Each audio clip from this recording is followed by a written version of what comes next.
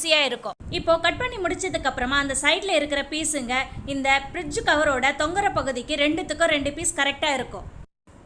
இப்போ பழைய ஃப்ரிட்ஜ் கவரில் சென்டர் பகுதியும் தொங்குற பகுதியும் ஜாயின் பண்ண மாதிரி நூல் இருக்குங்க. ஒரு 4 இடத்துல இதே போல் நூல் இருக்கும். அந்த நூலை கட் பண்ணி விட்டுக்கோங்க. 2 பக்கமும் இதே போல் நூல் இருக்குங்க. அதை கட் பண்ணி விட்டுக்கோங்க. இந்த மாதிரி அவங்க எதுக்காக ஜாயின் பண்ணி வச்சுருக்காங்கன்னா, ஃப்ரிட்ஜ் கவரில் சைடில் பேக்கெட் மாதிரி தொங்குங்க இல்லையா, அதுக்காக அவங்க இந்த மாதிரி ஜாயின் பண்ணி வச்சுருக்காங்க. நான் இந்த ஃப்ரிட்ஜ் கவர்லேயுமே பேக்கெட் வச்சு ஸ்டிச் பண்ண போகிறது இல்லைங்க. ஆனால் இதை அவங்க இந்த மாதிரி ஜாயின் பண்ணி வச்சுருக்கிறதுனால அதை நம்ம கட் பண்ணி தாங்க தைக்க முடியும். இப்போது நம்ம கட் பண்ண 3 பீஸும் கரெக்டாக இருக்கான்னு செக் பண்ணி பார்த்துக்கலாங்க. இப்போ பாருங்கள், சென்டர் பீஸு சைடு பீஸு எல்லாமே கரெக்டாக இருக்குங்க. இப்போது ஃபஸ்ட்டு கவரோட தொங்குற பகுதியை ஸ்டிச் பண்ணலாம்.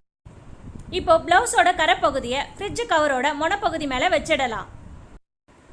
இப்போது அதுக்கு ஆப்போசிட் பக்கமாக இருக்கிற ப்ளவுஸ் பகுதியை ஃப்ரிட்ஜ் கவர் மேலே வச்சு ஸ்டிச் பண்ணலாம்.